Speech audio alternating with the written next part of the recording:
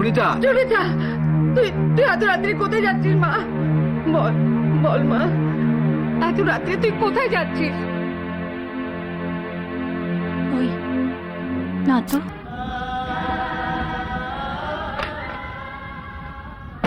सावन का महीना पावाना करे सोर, जियारा रजू में ऐसे जैसे मनवा नाचे। मेम साहब,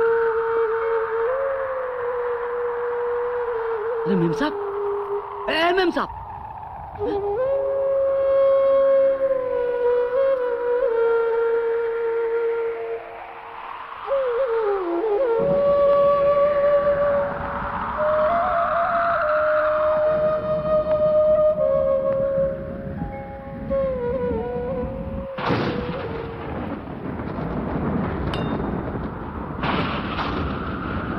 অনেক রাত হয়েছে,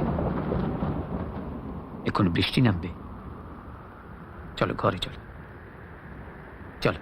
সুনিতা, সুনিতা, সুনিতা, তুই তুই এত রাত্রে কোথায় যাচ্ছিস মা? বল বল মা, এত রাত্রে তুই কোথায় যাচ্ছিস? ওই না তো। চল চল মা, ঘর চল। আয় মা, আয় মা, ভেতরে চল।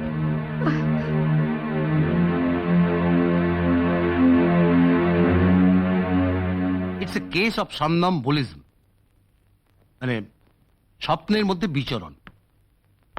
দীপকের সঙ্গে একবার কথা বলতে হবে। দীপক মানে? মাই সান। ও, তা সে তো আমেরিকায় ডাক্তারি পড়তে গেছে। হ্যাঁ, পাশ করার পর কালই দেশে ফিরছে। ও, আর আমার তো মনে হয় ছেলেবেলার বন্ধু হিসেবে সুনিতাকে অবজার্ভ করতে ওর সুবিধেই হবে। যা ভালো বোঝেন করুন। ওর মা খুবই ভেঙে পড়েছে। এমনিতে তো একেবারেই নর্মাল, অথচ আসছে।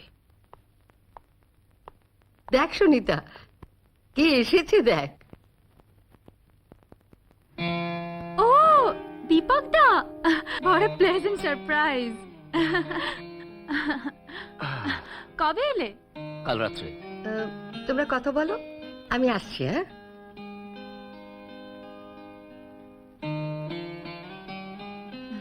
কে?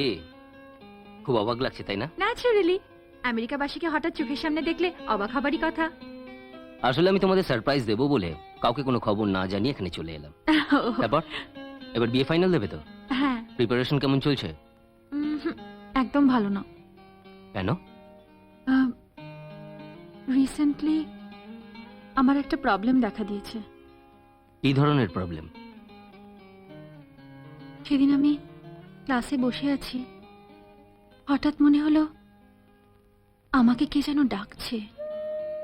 তোমার নাম ধরে? না না, ঠিক ঠিক নাম ধরে নয়, তবে তবে অদ্ভুত একটা সুর। সুর? হ্যাঁ, সুর।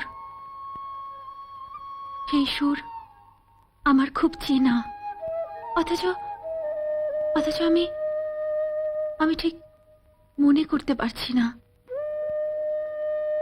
আর তারপর ভাবতে ভাবতে আমি যেন কোথায় হারিয়ে গেলাম। তারপর থেকেই মাঝে মাঝে ওই সুরটা আমি শুনতে পাই। মনে হয় আমাকে কে যেন ডাকছে। তখন তখন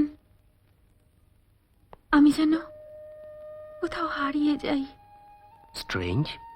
হ্যাঁ, সেদিনও ঘুমের মধ্যে আমি সেই সুরটা শুনলাম।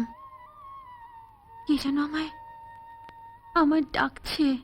তাহলে তো শেষুরের অনেক ক্ষমতা আছে বলতে হবে। তোমার মতো সুন্দরী স্মার্ট মেয়ের মনকে উন্মনা করে তুলেছে। আমার তো নিজেরই গান শিখতে ইচ্ছে করছে।